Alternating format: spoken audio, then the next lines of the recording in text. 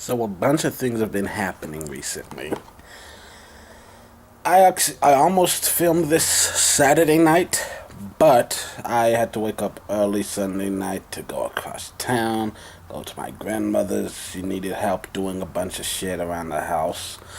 And being the perfect grandson that I am, of course I went. And then immediately after that, I had enough time to go home, make one quick shopping run, then come back, and then I had a meeting. Uh, well, long story short, we are now character development after 2 months is completely finished, and we are officially working on the actual books. I was hoping to have put in the copyright by now. Have not done that, but hopefully it'll happen sometime this week. Like definitely before Valentine's Day. So it's a complicated issue, but hopefully like by next week at the latest should be, and then it will officially. Well, once the copyright has come in, which hopefully we get it the first time, but once it's come in, we'll start selling probably September at the earliest, but maybe October. I mean, October might be better anyways, just because it's the Halloween thing, and I've got guys wearing suits.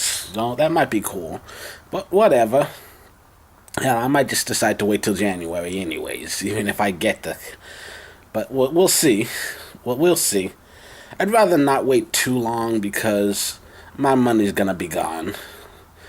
So, but I don't want to rush it out too soon. So we'll see. September at the earliest, definitely. Uh, and the reason I'd rather wait for the copyright, I can sell it without it. But two things: one, if it does get popular, someone can come and steal my thing. So I want to make sure we have the copyright in place before I expose anything to the public. But I guarantee you that when I have the copyright in place, there will be a huge reveal on this channel. I'll stand in front of this camera, and I'll show you pictures and even some completed books that I hope we'll have it. Hopefully, 3 or 4 already just fully completed and printed by the time the copyright comes in. But even then, I'd rather do like a slow rollout, like do it like release one a month, just so that it's not like, oh, release 4 of them immediately, and then wait 4 months and release the 5th one, and then wait 3 more months and release the 6th one. Let's stagger the release so that, hey, you guys are consistently getting new products and stuff. But so yeah, that's what's going on with there. And also, I'm just been so tired lately. Yeah, work has got I mean, work has slowed down, thank God, because my business ventures have picked up. I've got to stay ahead of all these guys. I'm working on 3 different stories, which is just it's fun. It's because I have an excuse to always force myself to write. But at the same time, it also means like I can only work on certain stories, and I have to stay ahead of my artists. I can't leave them with nothing to do, so I've always got to be extra prepared for whatever the stuff they're so that they have something to work on, which means I always have to be working forward so that I can so that I can they're not left hanging wondering what to do next. But there's the one really amazing thing that happened this week, which is that I've gotten home at or before 11:30 every single day. And why is that important? Well, because there's this show called The Next Step. There's this new channel that came on last year, a few months ago. It was like Discovery Kids. It used to be Sprout. They changed it to Discovery Kids. And I decided, let's check out some of this content. They've got things like Little Lunch, Hank Zipser, Mako Mermaids is now something. I don't really like most of those, but for some reason The Next Step resonates with me. It's a pretty good show. But it pisses me the fuck off for so many damn reasons. So many damn reasons. I mean, good news is this is the first time since it started airing that I've actually seen every single episode in the week. But thirdly, so I'm happy about that. I'm happy I actually get to keep watching it and actually, witness everything as it happens, as opposed to seeing a recap of most of the stuff that I've missed from the last couple weeks. But also, we're in year. I think they've had 5 seasons now. I looked online. It said it's been running already. They've completed 5 seasons.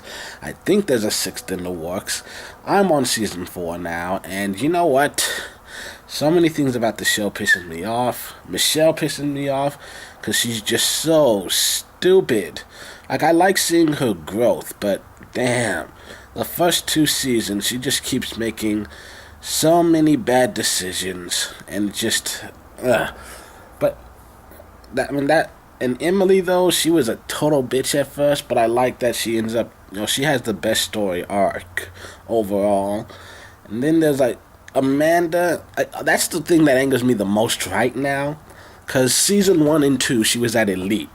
So season 1 she's at Elite. She's like the best dancer at the best dance studio, the team that's won regionals 3 years in a row.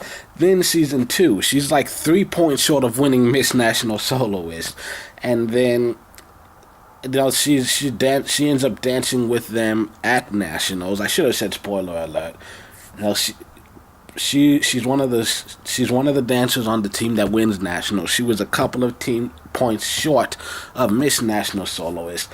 And then suddenly, out of nowhere, we go to season 3 and they randomly just decide that, she's a bad dancer now. And I'm like, what? No, that's why. It just bothers me because it's shitty storytelling. In general, just you have to be when you spent 2 years establishing someone as one of the best on the entire show, you can't just randomly turn around and say that they're bad now. That makes no damn fucking sense. Now, it's not like the choice itself was bad, it's the execution of that choice. You could have easily said something like, she got great training from an elite school and whatnot, and so she had a great head start on everybody else, but now she started taking it easy and everyone else has started catching up. Like, if you had found some way to explain it like that, I'd have accepted it. But they never explained it, at least not when I've seen. Like I said, I haven't seen every single episode, but in the episodes I have seen, they never explain why she's suddenly considered a bad dancer after 2 straight fucking seasons of being one of the best, period. Now suddenly, you're the worst dancer, you barely made the team, we're moving you to an alternate, you're getting to be demoted to B Troop. Why? Because we can. No, that's not how it works. People don't just magically get bad at something.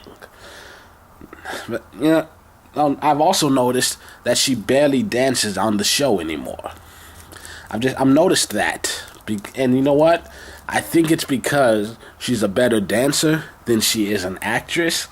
And so she can't pretend to suck as bad as they say she does. And that's what, so they don't let her dance anymore. Otherwise, the whole charade will fall apart. Also, romances have always been a thing, but it seems like in season 4, they're going out of their way to make sure that every single person in the studio is romantically involved with someone else at the studio. It's the same issue I had, with Friends. It's just there are other human beings on the planet. You don't always have to date other people on the show. It just, I don't know, it bothers me with storytelling like that. It's just we have to keep making sure that every male character on the show is dating every female character on the show. Because that's how TV works. I don't know, the show's just bothering me. And right now, the thing that's bothering me the most is that it looks like Riley might be about to cheat on James. And for me, Jiley is the main reason I watched the show. Like, James and West are my two favorite characters, and honestly, I think Emily and Riley are the only two girls that I like. Emily because she has the best storyline, because she does, like, grow and change, as opposed to Amanda, who started off amazing, and now for no reason at all, they just decide that she's bad because they need her to be, because it's an interesting story, which, no, it's not. It's a stupid idea. It's an interesting idea, but it's a stupid story. They executed very poorly.